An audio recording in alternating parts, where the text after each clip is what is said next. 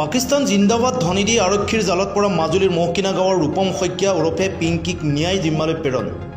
ফেচবুকত পাকিস্তান জিন্দাবাদ থা জিন্দাবাদरहेगा বুলি পোষ্ট দি মুকলিকৈ পাকিস্তানক সমৰ্থন জনোৱাৰ অভিযোগত শনিবাৰে নিশা গড়মূৰ আৰক্ষীয়ে আটক কৰা যুৱকজনক মাজুলী জিলা ন্যায়িক দণ্ডাধীশ আদালতত হাজিৰ কৰোৱাই গড়মূৰ আৰক্ষী থানাৰ গোচৰ নম্বৰ 23/25 ধাৰাৰ অধীনত জেললৈ প্ৰেৰণ কৰে। পাকিস্তানক হৃদয়ৰ পৰা ভাল পাওঁ ইত্যাদি পোষ্ট দি ভাৰতৰ শত্ৰু ৰাষ্ট্ৰ পাকিস্তানক মুকলিকৈ সমৰ্থন জনোৱা খিলঞ্জীয়া যুৱকজনৰ কৰ্মকাণ্ডক বিধায়ক ভুৱন গামে গৰিহণা দিয়াৰ লগতে উচিত শাস্তিৰ দাবী জনাইছে। মাজুলীৰ পৰা হেমন্ত বৰাৰ প্ৰতিবেদন, UA নিউজ।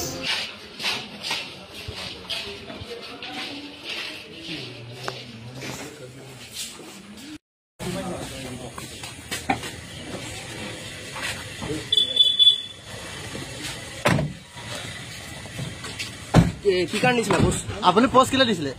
হা কিবা ক'বা নি তুমি? কি ক'ব আপুনি? পোষ্টটো কিয় দিছিলে? আপুনি পাকিস্তানক সমৰ্থন কৰি কিনে পোষ্টটো দিছিলে, কি ক'ব?